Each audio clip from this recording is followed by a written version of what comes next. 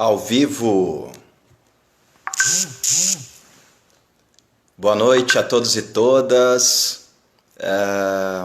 Meu nome é Lenerson Polonini, eu sou da Companhia Nova de Teatro e durante a quarentena nós estamos promovendo esses diálogos com pensadores, artistas, políticos, enfim, várias pessoas, não é, de vários setores da sociedade, a fim de refletir e pensar sobre o momento atual.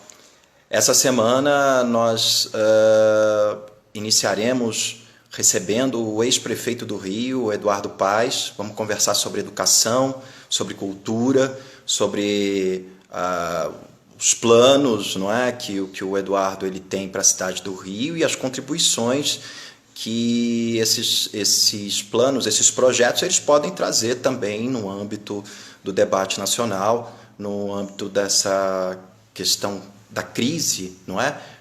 Referente ao coronavírus. Então é muito importante que a gente ouça esses agentes políticos, agentes públicos, uma vez que é um momento muito importante para que a gente reflita, para que a gente pense estratégias e ações, não é?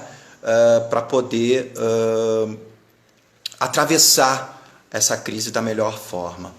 Na quarta-feira nós vamos conversar com Antônio Quinel, psicanalista, e na sexta vamos conversar com o padre Júlio Lancelotti, tá? Eu já aqui identifiquei o Eduardo, ele está por aqui e nós vamos fazer uma transmissão com ele. Enquanto isso, as pessoas vão chegando, vão... Fala aí, mestre. Beleza? Fala, Eduardo. Como vai? Tudo bem? Tudo ótimo, vou me ajeitar aqui. Beleza? Beleza. Primeiro encontro pós-prefeitura. Recebi a gente no gabinete para conversar sobre as questões referentes à arte e educação, sobre o segundo turno cultural. E saudade daquele tempo. Também tô. Adorava ser prefeito. Eu falei, vou falar uma coisa indecorosa aqui, mas eu teria virado por mim imperador do Rio de Janeiro, nunca mais tinha saído. Mas como eu sou um democrata, respeito as regras, saí. Mas é uma honra sempre. Obrigado aí pelo convite de estar aqui com você, Lênis. Prazerzão. Não, imagina, Eduardo. Obrigado por ter aceitado. Eu sei que você está numa agenda aí intensa, não é? Pensando, enfim, na questão da candidatura, dos projetos, mobilizando aí os setores da sociedade para, enfim, aderir a esse projeto, não é? Que você tem chamado você tem repetido isso inúmeras vezes nas suas lives, nos seus pronunciamentos, não é? Devolver o Rio aos cariocas. E, nesse sentido, o que seria isso? E qual que seria o seu projeto de governo, Eduardo? E, na esteira dessa pergunta, cultura e educação estaria na centralidade desse projeto? Nossa, mãe, são um monte de perguntas juntas, mas vamos lá. Opa! Vou levar uma meia hora. Mas vamos lá. Primeiro, mais uma vez, super obrigado. Prazer enorme estar aqui participando desse encontro com você. Vamos lá, por parte. Eu acho que o governo que nos governa hoje, a prefeitura, o prefeito que nos prefeita hoje, tem duas características. Ele é profundamente incompetente, né, incapaz na gestão da cidade, mas tão ruim, ou talvez até mais grave do que a incompetência dele na gestão das coisas da prefeitura, né, ele tem uma enorme incapacidade de compreender o Rio. Ele tem uma enorme incapacidade de compreender a cidade e as suas diferenças, a dimensão do Rio, a importância do Rio, o papel que o Rio cumpre no Brasil e no mundo. Né? Uma pessoa que não entende a cultura no Rio de Janeiro, o valor que a atividade cultural, não estou falando isso porque eu estou num cara da área, tem para o Rio de Janeiro, é um negócio, enfim, fora do normal. Uma pessoa que restringe a sua atuação política ou o seu endereçamento político a grupos que ele acredita que são os grupos com os quais ele deva conversar e não com todos os grupos de uma cidade. Né? O prefeito é o cara que tem que apoiar a marcha para Jesus e a parada gay. Se é que essas coisas são antagônicas, acho que não são, né? Mas enfim, dentro desse mundozinho estreito dessas pessoas parecem ser. Né? Então, acho que quando eu falo retomar o Rio para os cariocas, acho que é isso. É de uma cidade ampla, aberta, que tem uma centralidade importante, que é formadora de opinião, né, que tem uma marca, um brand, um jeito de ser, um carioca way of life, né, que é o que a gente sabe vender. Então, esse é o primeiro aspecto. Aliás, eu vou seguir nisso. Uma questão que eu acho que é importante, assim, quando você fala de plano de governo, né, o que a gente imagina, é assim, qualquer lugar que eu converso, né, com qualquer pessoa que eu converse, seja de que nível social for, de qualquer bairro da cidade, o que eu ouço é reclamação sobre a prefeitura. Ah, a cultura não tem apoio. Ah, a cidade está mal cuidada. Ah, a clínica da família não funciona. Ah, está uma desordem, não sei o que. Ou seja, a prefeitura não funciona hoje. Né? Os serviços mais básicos da cidade não funcionam. Claro, eles nos impactam de maneira diferente. Eu sou um cara de classe média, média alta, pago o plano de saúde privado e meus filhos estão na escola privada. Então, né, eu sou menos impactado pela incompetência hoje do prefeito. Mas quem depende da escola pública, quem depende da clínica da família, é muito impactado pela incompetência do senhor prefeito. Então, isso me leva a uma situação, e olhando para a situação do Brasil, eu tenho usado uma expressão que é o seguinte: a gente precisa botar a prefeitura para funcionar. Né? Talvez seja uma expressão chula, simples, mas o que a gente quer é isso. Né? Eu quero ligar para um 746 e poder pedir uma poda de árvore ou uma lâmpada apagada. Né? Eu quero que as pessoas da cidade possam procurar uma clínica da família e serem atendidos de forma digna. Eu quero que quando alguém tiver um problema de saúde possa ir para um hospital público e ter um atendimento digno. Eu quero que as crianças dessa cidade possam ir para o espaço de desenvolvimento infantil e ter um atendimento digno e aprendam para o futuro. Né? Então, eu acho que botar a prefeitura para funcionar, claro, isso pressupõe organizar as contas, pressupõe gestão, né, algo fundamental. E, óbvio, né, você devolver a esperança no futuro. Porque o cenário que se criou no Rio hoje é de desesperança, né, de frustração, de não tem jeito, ferrou. Né, assim que a gente tem olhado as coisas. E é muito ruim isso. Né, essa desesperança é mortal para uma cidade. Cidades morrem. Né? Ipanema, Leblon, Bangu, Campo Grande, Santa Cruz não vão deixar de existir. Mas elas morrem, cidades morrem. Né? E quando você fala de educação e cultura, quer dizer, eu vou focar aqui na cultura, que é teu campo, enfim. Assim, hoje eu vi uma coisa, tem um cara que é o primeiro-ministro inglês, que é considerado um cara desse da nova direita, né? O Boris Johnson. Sim. E eu venho insistindo que o Boris Johnson não é um Trump, né? Não é um Donald Trump.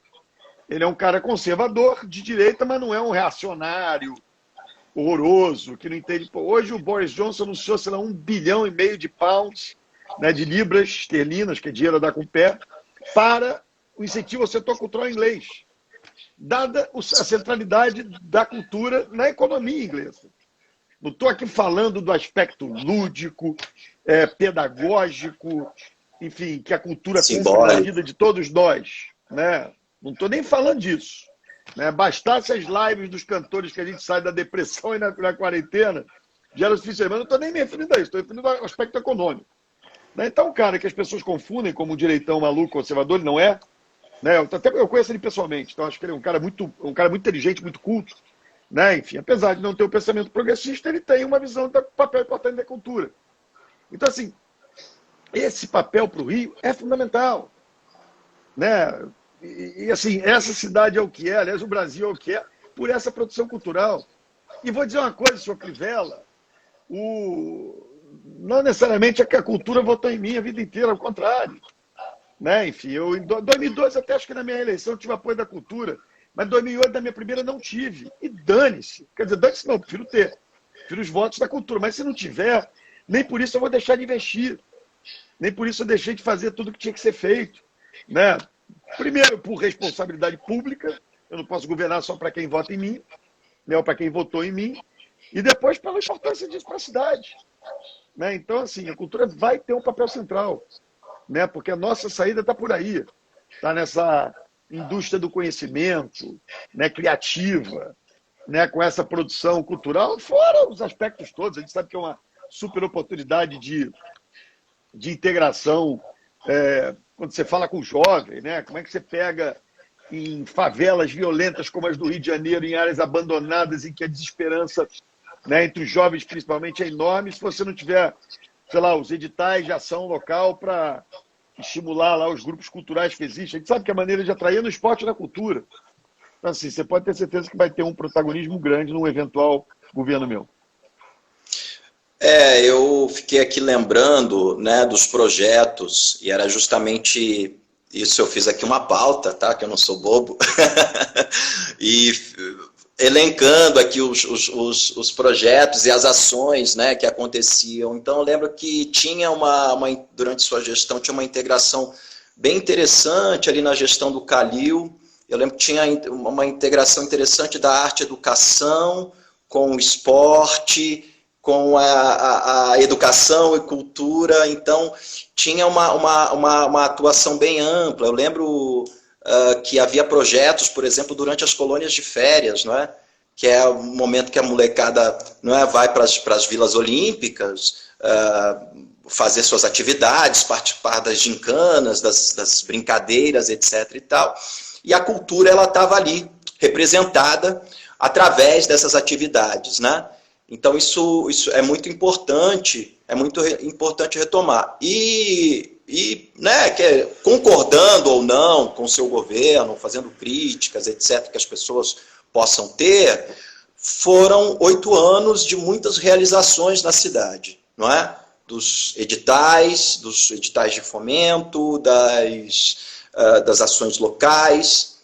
Havia um movimento de uma grande taxa de ocupação dos teatros, dos centros culturais, dos museus. Tinha as naves do conhecimento também, que eram espaços muito importantes. As vilas olímpicas também, né, tinha essa interação com a cultura. As arenas, não é? E as lonas culturais, que têm um papel fundamental na promoção, no desenvolvimento dessas atividades. Isso vai ser retomado no eventual governo, Eduardo? Quando eu uso essa expressão, botar a prefeitura para funcionar, é isso, né? Eu diria assim, você falou, olha, Eduardo, né, você vai fazer, não sei, não dá para dizer, provavelmente está difícil fazer novas arenas, mas botar para funcionar as que existem. Assim, quando eu vou olhar o caso da Arena da Pavuna, né, que foi a primeira arena a ficar pronta. Assim, aquilo era um espaço tão legal, maravilhoso, né, incrível, né, de produção cultural, de reflexão, juntando a molecada, juntando a vizinhança. E assim, o que eu ouço agora é que virou um lugar abandonado, enfim, sei lá, tem pouca coisa acontecendo. Era uma produção ali louca, aquele permanentemente. Então, assim, né, eu acho que você falou aqui já muitos equipamentos, né, tem muito, quer dizer, claro, nunca é suficiente. Se pudesse ter mais, teríamos mais. Mas você tem lona, tem arena, tem os teatros da rede.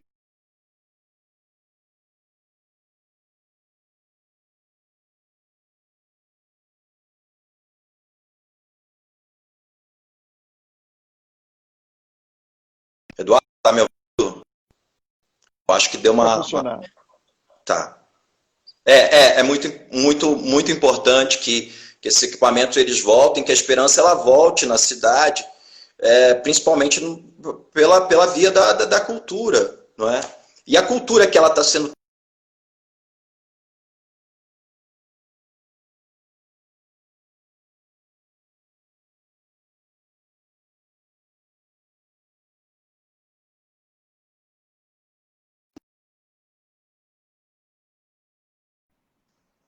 todos os programas. Lenço, olha só, você deu uma travada grande aí, eu não ouvi nada que você falou. Sim. Foi você que travou para mim, eu continuei falando.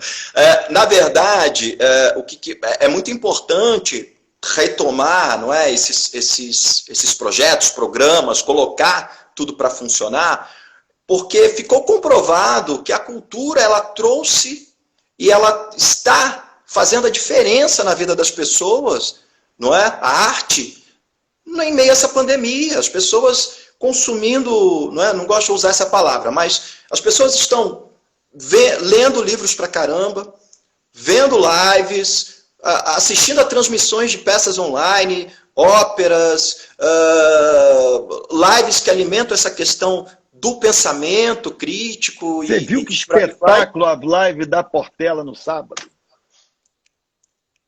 Sim. Pronto, meu momento cultural aqui. Você viu? Você assistiu? Sim, sim, sim. Incrível. Sensacional. Incrível. Super produção. Fiquei Incrível. sensacional. Pior que eu estava na rua. Fiquei no carro vendo pelo celular, mas enfim, negócio sensacional. Né? Assim, parabéns à galera da Portela que organizou ali a live, que eu não tinha visto uma produção igual a essa. A melhor live que eu já vi foi a live da Portela. Não sei se eu sou meio suspeito para falar isso, mas... Sim, sim. Sabemos que você é portelense, mas é pensar nisso, é pensar na importância, não é? Da arte na vida das pessoas. E está comprovado, as pessoas, sem arte, as pessoas estariam completamente enlouquecidas nesse momento, não é? Já estão passando por vários problemas. Quem está podendo fazer o isolamento social, né? Está dentro de casa, não sai. E a arte ela tem dado uma oxigenada nesse momento tão difícil, não é? Pensando no âmbito federal, queria uma opinião tua, assim. O que você acha? Como é que você vê esse painel do país, assim, Eduardo? Estamos demorando para sair dessa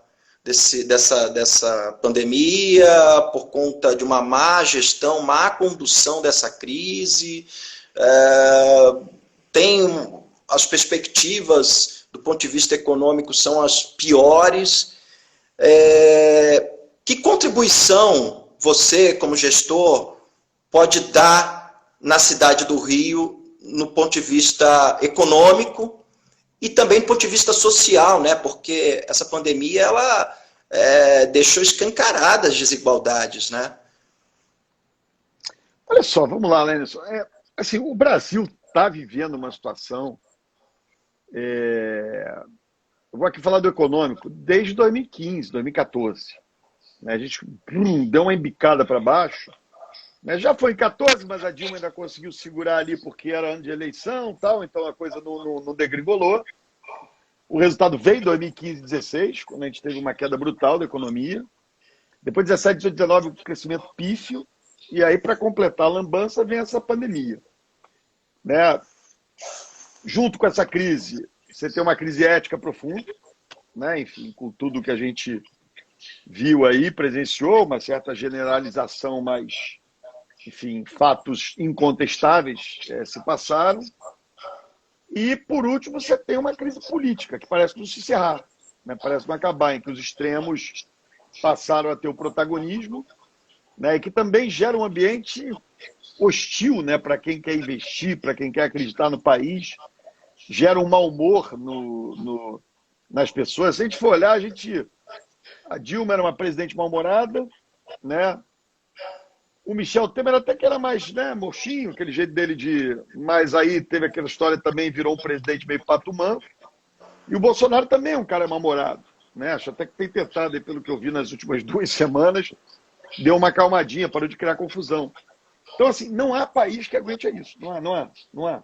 Nessa eu falei aqui de uma presidente de esquerda, de um presidente de centro e de direita.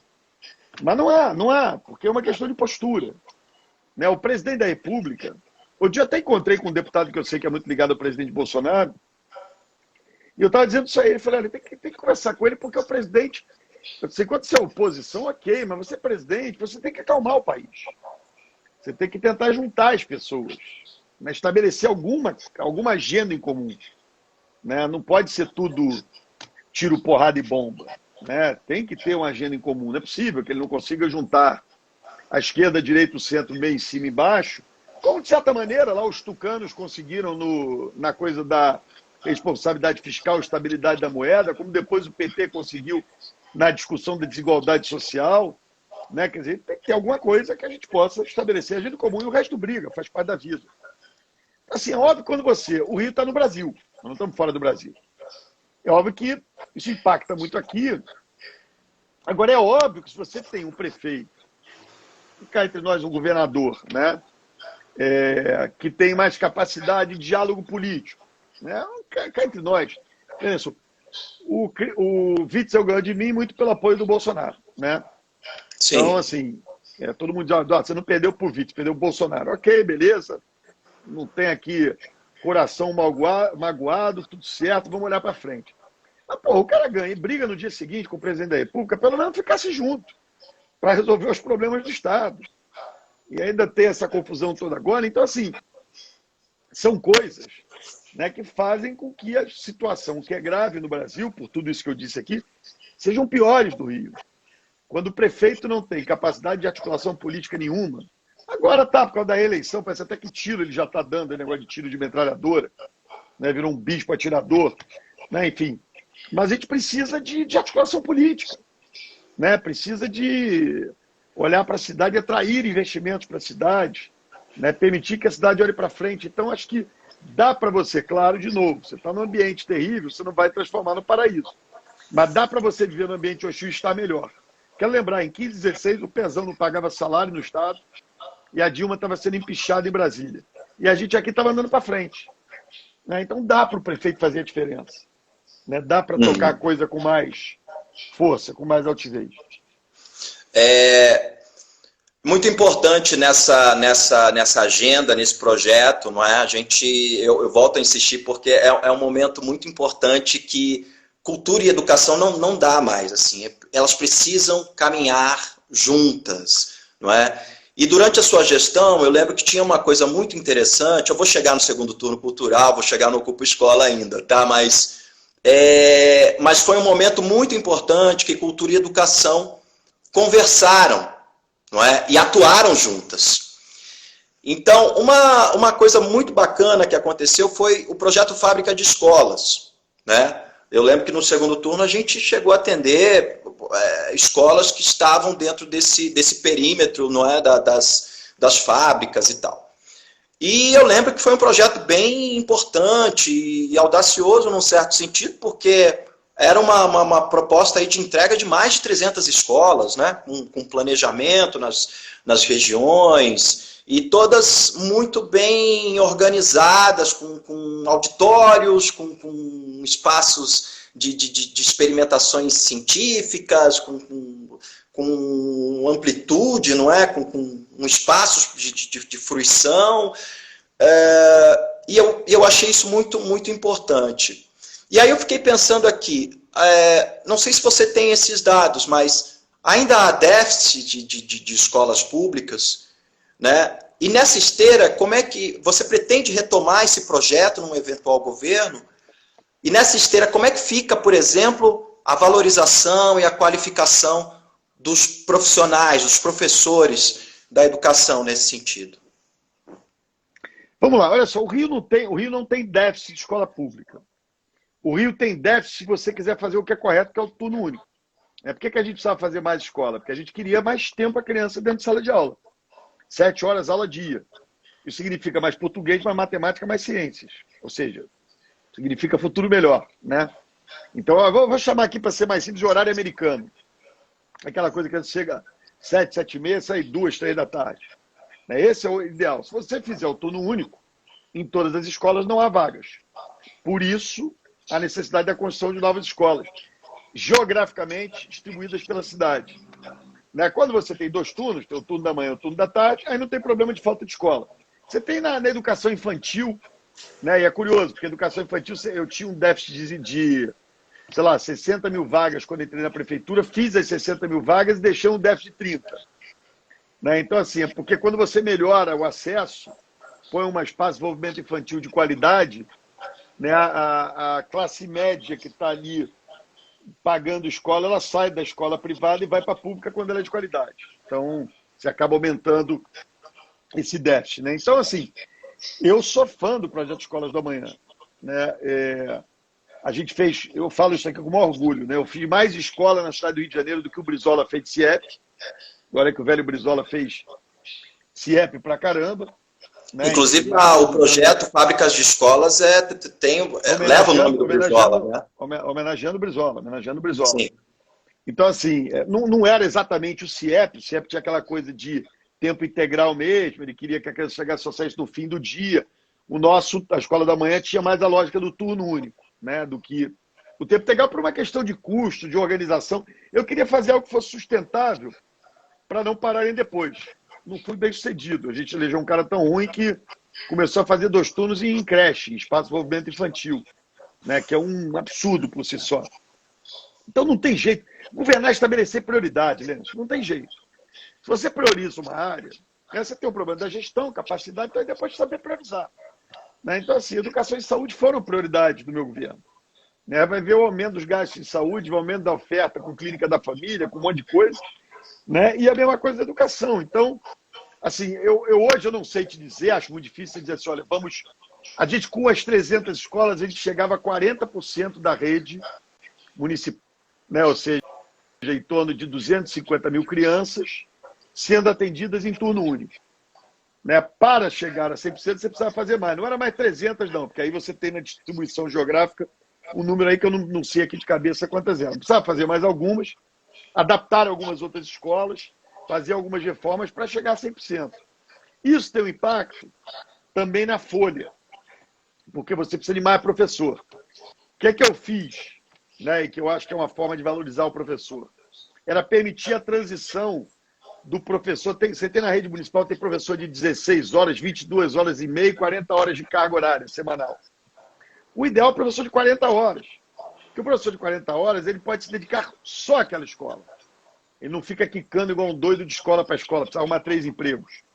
Né? Ele fica numa escola, dedicado a uma escola. Isso dá tempo para preparar a aula, dá tempo para se dedicar mais àquela turma. Então a gente fez muita transição de professor de 22 horas e meia, sei lá, 16 horas, para 40 horas.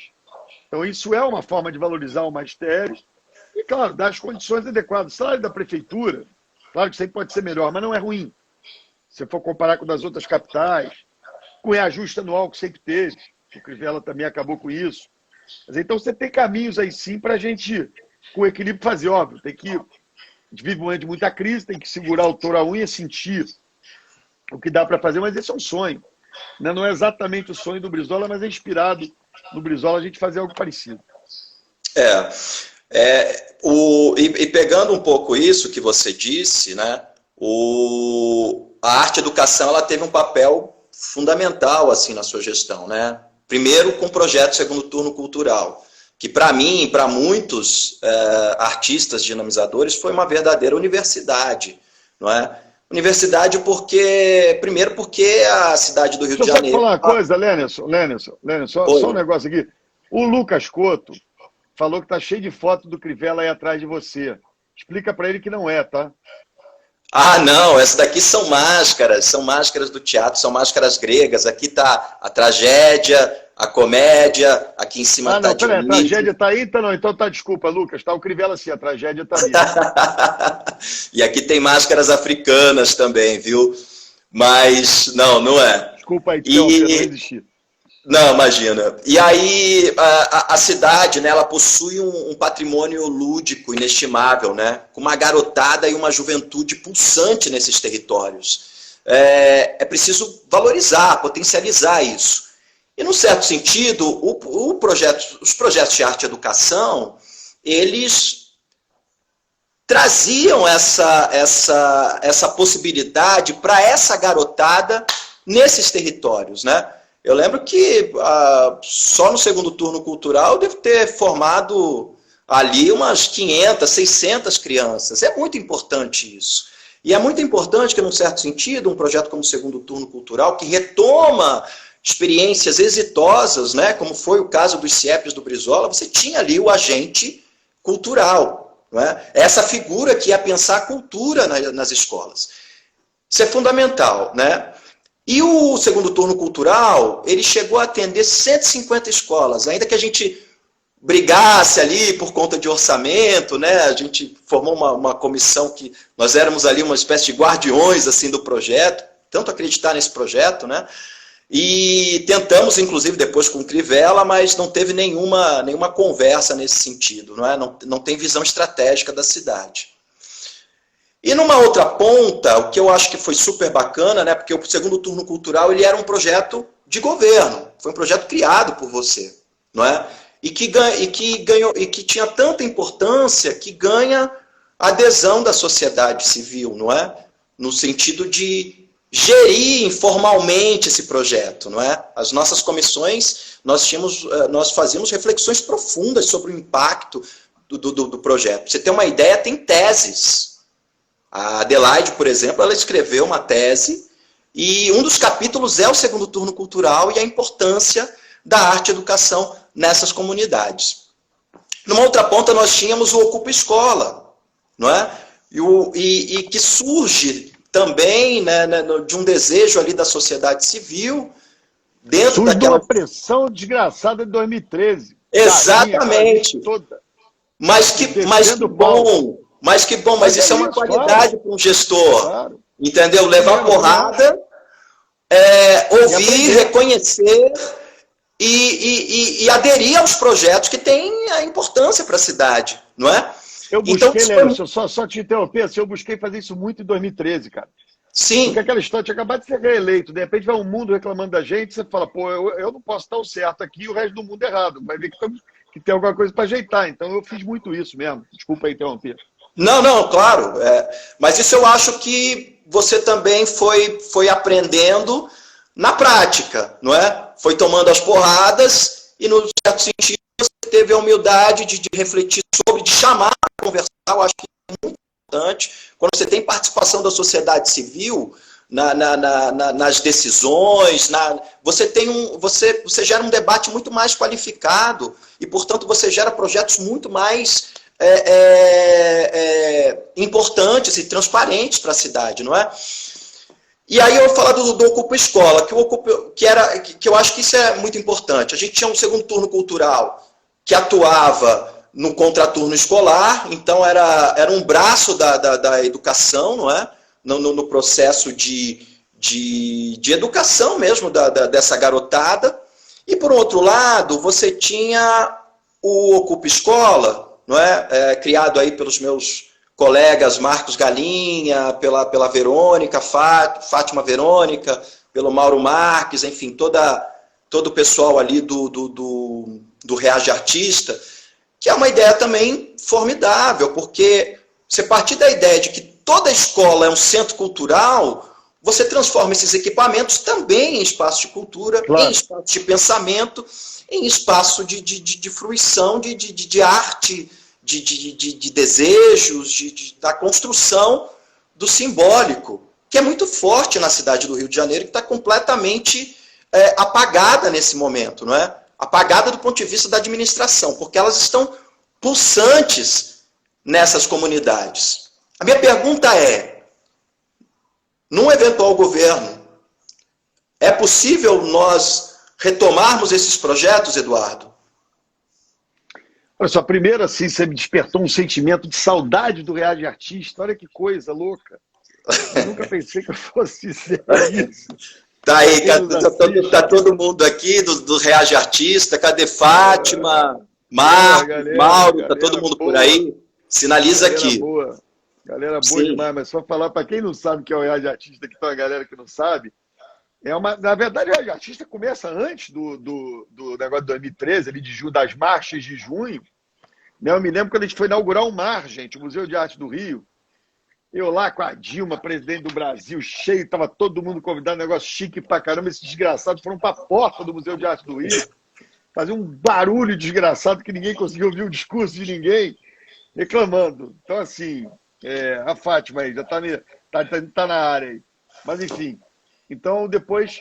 E cumpriram um papel super legal, porque é isso, eu acho que tem esse esforço, só para completar isso. Sim. Né? Eu me lembro que eu levei a galera do Rádio Artista no Palácio da Cidade. Sim. Aos 2013 e tal. Daqui a pouco, quando eu chego, estava lá o pessoal antes. Eu não vou aqui contar todos os detalhes, porque são, inclusive, alguns são impublicáveis. Mas daqui a pouco, quando eu chego no salão, aqueles salões chiques do Palácio da Cidade, tá nego dançando lá. Eu falei, que porra é essa? Enfim, mas isso é uma coisa que assim, foi um super ensinamento para mim ali, 2013. Vamos dizer assim, foi um prazer, não foi não, porque foi duro, mas né, foi um super ensinamento. E acho que para todo mundo, acho que o próprio Rádio Artista, a maneira madura como conduziu, eu me lembro num dia a gente lá no Circo do Perim, fazendo um debate, desculpa não estar te respondendo, mas são histórias boas. Conta. E aí tava aquela história de Black Bloc, tinha os doidos, né? Que eu acho que são os caras que acabaram atrapalhando os movimentos de 2013. E aí eu me lembro, boa parte da galera do Rádio Artista, até de oposição, muita gente do PSOL e tal, mas eu me lembro que tava assim, os Black Blocs iam pro Circo do Perim para ir para cima de mim. E a galera do Rádio Artista saiu me carregando para dentro do carro, vai embora, tira o prefeito daqui e tal.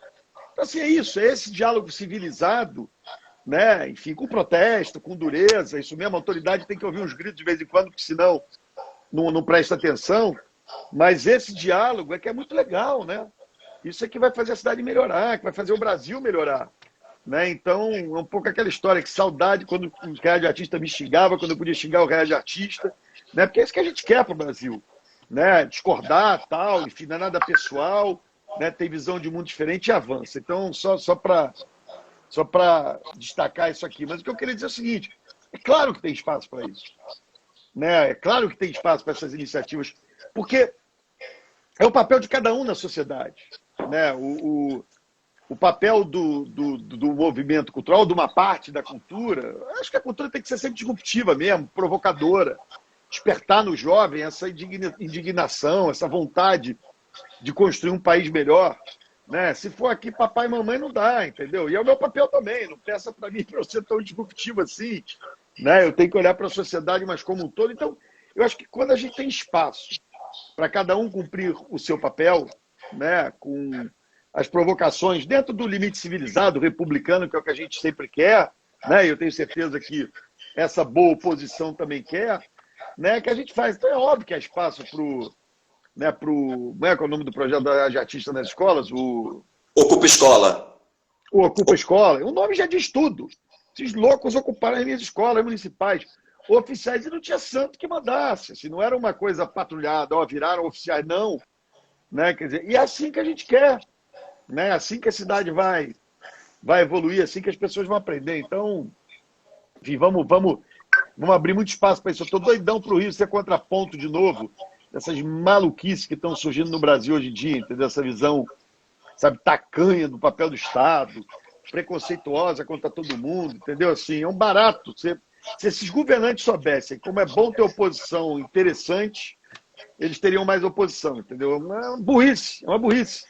Né? Então, oposição interessante é bom. O problema são as mulas, mas oposição interessante é bom. É importante porque você pensar que a cultura também tem desempenhado um papel social nessa pandemia é impressionante, né? Porque você pensar lá, né? Você falou do Perim, né? Aliás, agradecer aqui o nosso querido Júlio Perim.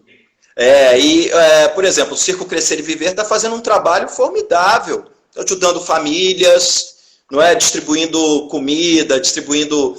Isso é muito importante, não é? Você tem outras iniciativas na cidade que estão atuando no mesmo sentido. Então, eu acho que assim, tem uma juventude aí que ficou 4 anos, não é, desassistida dos projetos importantes que nós tínhamos na cidade, não é? Que se somava também aos pontos de cultura, que se somava também aos espaços culturais, não é? Que vai de zona norte, zona oeste, nas comunidades. A gente precisa fortalecer isso, a gente precisa... Eu acho, Eduardo, eu acho que esse desafio, eu acho que isso é um desafio. A gente só vai despertar também, quer dizer, o encantamento pela cidade através da cultura. Através daquilo que a gente tem de melhor, que está no samba, que está no carnaval, que está nas manifestações populares, nas comunidades, na descriminalização do funk, que eu acho isso um absurdo, é uma expressão fantástica, genuína, não é? E por aí vai, você tem vários grupos culturais que são potência na cidade, não é? E que, de uma certa forma, trazem um valor inestimável para cá. Porque quando uma pessoa vai para o Rio de Janeiro, por exemplo, ela fala, nossa, o que está acontecendo na cidade? A pessoa vem... Estou falando agora do ponto de vista econômico. O cara vem fazer turismo na cidade, nossa, vou na quadra da Portela. Bacana. Claro. Ah, nossa, tem uma peça na rede. Ah, não, tem um mar, tem um museu. Cara, o samba... Sim, cara, o samba... Pensar muito, olha, desculpa, pensar bastante na questão dos espaços públicos abertos. A gente tem que pensar nesses projetos de arte pública que são fundamentais para a gente poder estampar e fomentar essa produção cultural que é pulsante na cidade. Perdão.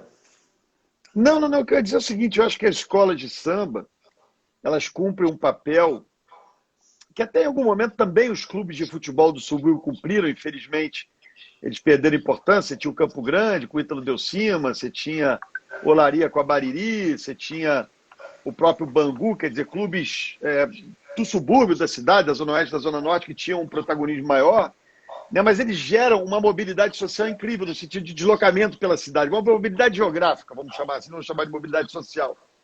Mas a escola de samba ainda gera isso, que é aquela história que é o cara, sei lá, da Zona Sul, né, se deslocar até Oswaldo Cruz e Madureira para ver a Portela.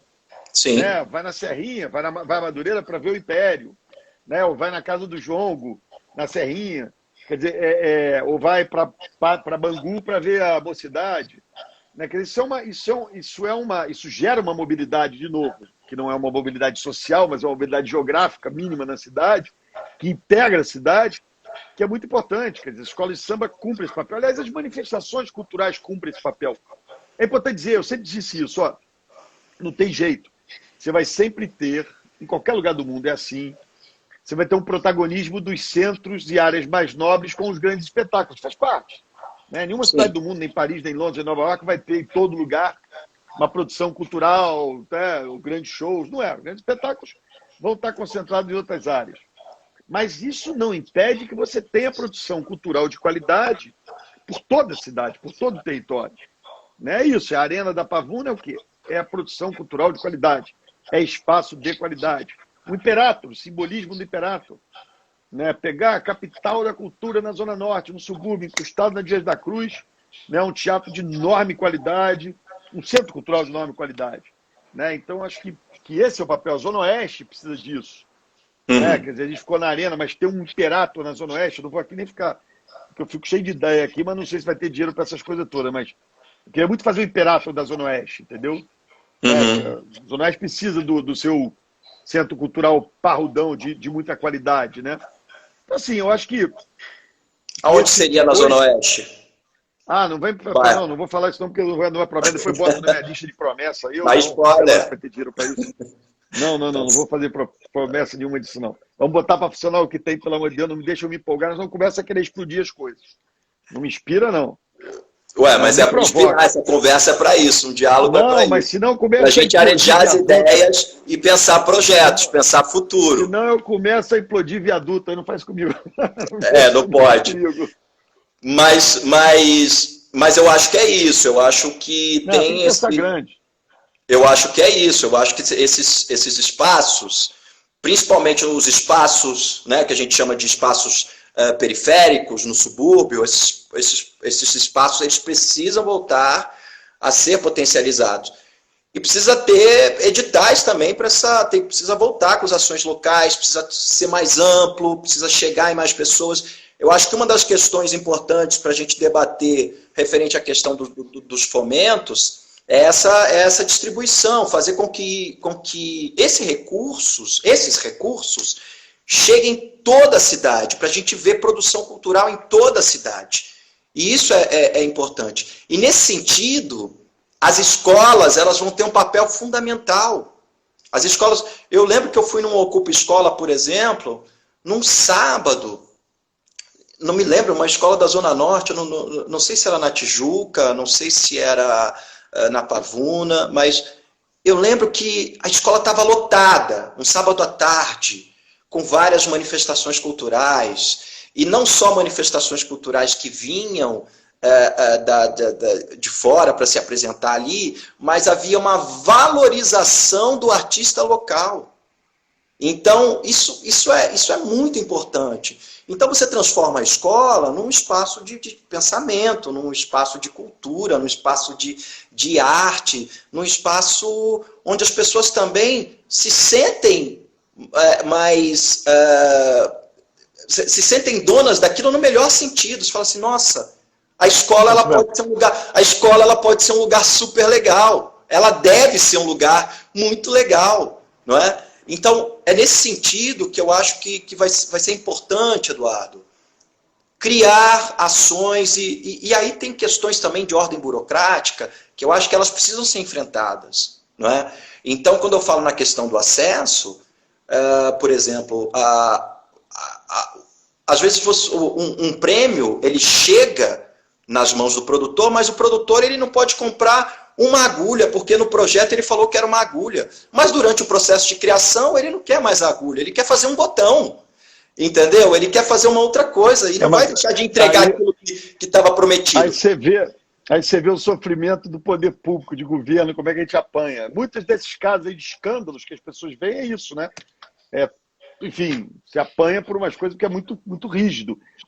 Mas acho que os editais de ação local, a gente conseguiu tirar essa burocracia, né? Diminuir muito. Sim, eu lembro. Coisa de prestação de contas. Assim, esse é o esforço que a gente tem que fazer. Óbvio, vai fazer fiscalização por amostragem, né? Enfim, mas não dá para você ficar criando controle do controle do controle do controle, não tem jeito. Você inviabiliza a produção, não é? Você inviabiliza. E são projetos que, se você for pensar, são projetos de baixo custo, não é? Então, não tem porquê. Você gasta mais com o contador do que com o projeto. Exatamente. Muito bom. Importante que você tenha essa compreensão.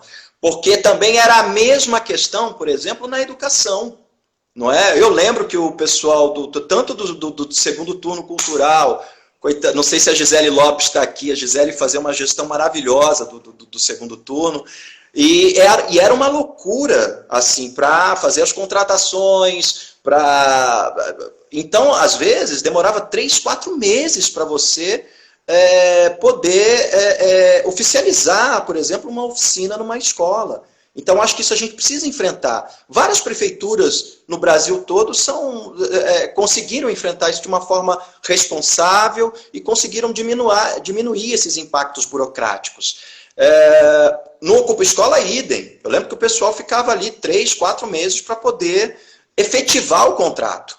Então, acho que... É uma loucura. É uma burocracia alucinante. Então, acho que isso vai ser muito importante, Eduardo, pensar também como criar, obviamente, você vai criar controles, fiscalização, claro, você está usando dinheiro público, é natural, não é que tenha isso, mas é preciso minimizar isso para os produtores, porque isso é muito... E olha, não somos contra a prestação de contas. Não somos claro, contra. Mas tem que ser um processo mais simples. Não é? Porque isso dá agilidade, dá celeridade para a implementação dos projetos. Então, eu lembro que às vezes a gente conversava com você falava, mas aí, não começou ainda? Não, ainda está lá, está parado, está na... Então, eu acho que isso é muito importante. Não, entre o desejo político do prefeito, a ordem do prefeito, as coisas acontecerem, vai uma distância enorme. Então, eu acho que isso vai ser muito importante, essa diminuição da burocracia, né? Tem um dado aqui que é importante. Olha só, em um lugar que a cultura ocupa o ranking dos setores produtivos no país, né, se movimenta 170 bilhões de reais, nós geramos 5 milhões de empregos, quase 3% do PIB brasileiro, né? Por que não há um estudo minucioso do impacto econômico na economia brasileira? Eu acho que isso pode ser Acho que tem, não. Acho que o Gil fez isso, o Juca, enfim, o Juca ali, a dupla fez isso. O Sérgio Leitão, quando foi ministro, também trouxe esse tema. O Sérgio Leitão tem uma cabeça, ele é um cara polêmico, mas ele tem uma cabeça... Ele veio aqui, o Juca conversou conosco, o Sérgio também. Enfim, mas ele tem essa cabeça, né, muito do impacto econômico da cultura, o papel que ela pode cumprir. Infelizmente, ele foi para São Paulo, porque outro dia eu liguei para ele e falei, meu irmão, se acalma aí, pô, tá indo muito bem. São Paulo tá levando tudo do Rio, não dá não. Segura a onda, senão eu vou te transformar você e o Dória persona não grata aqui no Rio. O audiovisual para São Paulo é too much, né, demais. Então, assim, eu acho que tem alguns estudos que mostram isso, só não vê quem não quer, né? Se você quer verdade, entendeu? Assim, é uma, desculpa a expressão, que é uma babaquice, uma burrice, né? Uma falta de inteligência, o sujeito ficar querendo brigar com a cultura, com o que a cultura representa para o país. Você pensa que é possível, então, a implementação da escola em tempo integral? O turno único, sim. Né? O tempo integral é difícil, mas isso que a gente chama de turno único, né? Que é, vou chamar de tempo americano, isso dá para fazer. Vamos ver, tem que olhar os custos aí agora, né? Você tem toda uma... Vamos ver os danos e os prejuízos causados por esse cidadão, mas a gente arruma essa casa rapidinho, pode ter certeza disso. A Fátima trouxe um dado aqui para mim importante, Fátima Verônica, do Ocupa Escola, que ela falou, né? Muito importante pautar com o Eduardo Paes o seu comprometimento em realizar o Plano Municipal de Educação, que ele está completamente parado, abandonado por essa gestão. Porque isso é importante. Não estava na Câmara, né? Isso já? Não estava na Câmara isso já, hein, Verônica? Acho que estava. Então, mas a questão é, assim, está completamente parado, como tudo nesse governo, não devem obviamente, né? Ter aprovado, não devem ter aprovado. Não devem ter aprovado, enrolaram para não aprovar. Mas o plano estava na Câmara, que foi feito a partir de reuniões de conselhos, enfim. Mas vamos devolver essa história de debater, discutir. Conselho, o cara tem que ter, desculpa, o cara tem que ter tesão para ser prefeito. Né? Porque essas coisas você vai, apanha, ouve, tchão aqui, tchão ali, mas faz parte, né? É fundamental que a gente né, dialogue com a cidade o mais possível. Né? Pode ter certeza que a gente vai avançar muito nisso.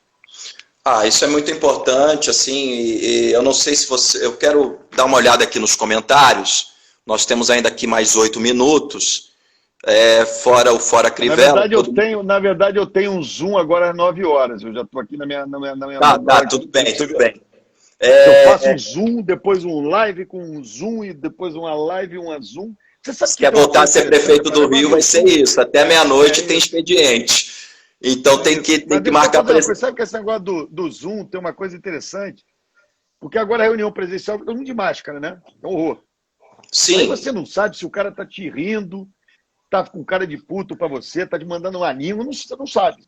Né? Então aqui no Zoom, pelo menos, quando você faz no Zoom, você vê a cara das pessoas sem máscara. Tá virando mais fácil.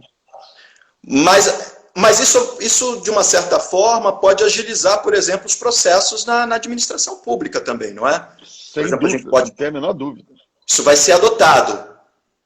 Não tem a menor dúvida. Vamos usar por exemplo, muito isso. Vamos fazer ficar 3 meses. Reinventar governos. Vamos reinventar 3 meses para agendar uma reunião com o prefeito ou com o secretário. Você pode, de uma certa forma, resolver isso, não é? Está muito mais fácil. De forma online. Então, isso é bem importante. Bom, Eduardo, eu quero agradecer a tua presença, a sua fala importante de comprometimento com a cidade, de comprometimento com a educação, com os projetos de arte e educação e com o movimento cultural na cidade. Eu acho isso fundamental, é importante que a gente saiba que a gente tem esse canal aberto, a gente tem esse espaço de diálogo que é fundamental para a construção das políticas públicas para a cidade. Uma sugestão que eu acho que é muito importante, né? Você citou o nome de secretários, etc. e tal, mas é muito importante que os secretários, que a equipe, ela tenha envolvimento, minimamente um envolvimento para além do gabinete, não é? É muito importante que os secretários eles conversem com os movimentos, é muito importante que ele participe, é muito importante, porque só assim nós conseguimos construir uma política pública que atenda não só aos anseios da sociedade, mas também de quem faz a produção cultural da cidade, os fazedores, né? Então é muito importante nesse sentido pensar nesses perfis, não é? Que tenham esse envolvimento real com a produção cultural da cidade. E eu tenho certeza que, né, você tem já aí a experiência, não é, de 2 gestões, tem projetos importantes que foram realizados nessa gestão. Eu tenho certeza que você vai ter escuta e vai ter abertura para que a gente possa apresentar os projetos e dialogar contigo, não é, para pensar a melhor forma de executá-los e trazer uma contribuição importante aí para a cidade, né? Colocar de novo a cidade na rota da cultura, não é? Olha só, primeiro, né, super prazer estar aqui. Antes de eu fazer minha despedida, eu vou dar só um recadinho para o Leonardo Ornelas, que veio aqui e xingou. Não sei se ele xingou você ou a mim, mas ele vai ser procurado pelos advogados, pelos meus advogados, para dizer se xingou a mim ou a você. Tá. Né? Essa figura aqui, ó, a carinha dele aqui, ó. Esse cara aqui, ó. Então eu já dei um print ali. E vai ter que responder judicialmente, vai ser procurado pelos meus advogados. Agora, isto posto, é o seguinte. Primeiro, prazer enorme estar aqui. Né? Dizer que é uma super alegria a gente poder estar discutindo com quem, né, trabalhou com a gente, sentiu o que era a nossa administração. Esse depoimento é muito importante, né, Nelson? Porque assim, a gente está vivendo um momento tão ruim, né, na cidade, no estado, no Brasil, né, que é importante que a gente, né, tenha... Sabe, a gente não tem mais chance de errar, cara, para ser muito honesto. O Rio não merece mais isso. Né? Então, assim, essa discussão sobre a cidade é importante, essa possibilidade é muito importante. Queria te agradecer muito a oportunidade, dizer que eu estou à disposição. E queria só, antes de dar um abraço, pedir qual é a tragédia aí mesmo, hein? Quem é que é a tragédia? Mostra aí para mim a cara da tragédia. Não, aqui nós temos a máscara da tragédia. E essa então, peraí, dá uma subidinha na tua câmera para a gente ver melhor a tragédia. Sim. Isso aqui é a máscara da tragédia. Olha, gente, a cara do Crivella mesmo. E essa daqui é a máscara da comédia. São máscaras que eu comprei durante uma viagem que eu fiz à Grécia. Fazer um intercâmbio lá. Legal. Legal. Não resisti a esse comentário. Cara, eu obrigado. Sabia que você não ia resistir. Obrigado aí pelo carinho de vocês. Não, eu é que agradeço. Eu acho muito importante.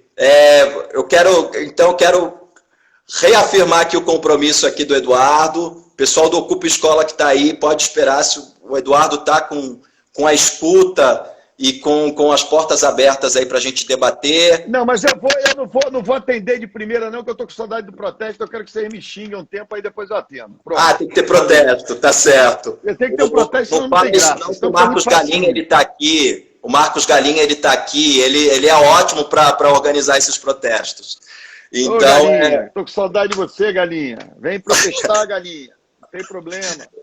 E aí a Verônica, enfim, todos aqui do Ocupa Escola, muito importante esse teu compromisso com a arte e educação, com o segundo turno, com Verônica, sem protesto não acontecerá nada. Se você bota o Galinha para trabalhar, não vai nada acontecer. Exatamente. Muito importante o seu comprometimento em reativar esses editais importantes para a cidade, não é? Para a gente voltar a ter produção cultural na cidade, não é? É muito importante e mais importante ainda, né? Pensar cultura e educação na centralidade aí dessa plataforma, desse projeto de governo para retomar a cidade. A Fátima está escrevendo aqui, a gente estava lá batendo panela. Tá com saudades, vambora, né? Isso aí. Vambora, vamos bater panela. Beleza, tá gente. Pessoal, muito obrigado. Quarta-feira nós temos aqui... continência aqui, ó, coisa feia. Quarta-feira nós temos aqui o psicanalista Antônio Quiné, que vai conversar com a gente às 21 horas. E na sexta-feira nós vamos conversar com o padre Júlio Lancelotti, que tem feito um trabalho incansável com a população de rua, tem feito um trabalho exemplar e vai conversar conosco aqui também. Tá bom, gente? Legal. Eduardo, muito obrigado. Tchau, gente. Meu irmão. Valeu. Obrigado. Tchau, tchau.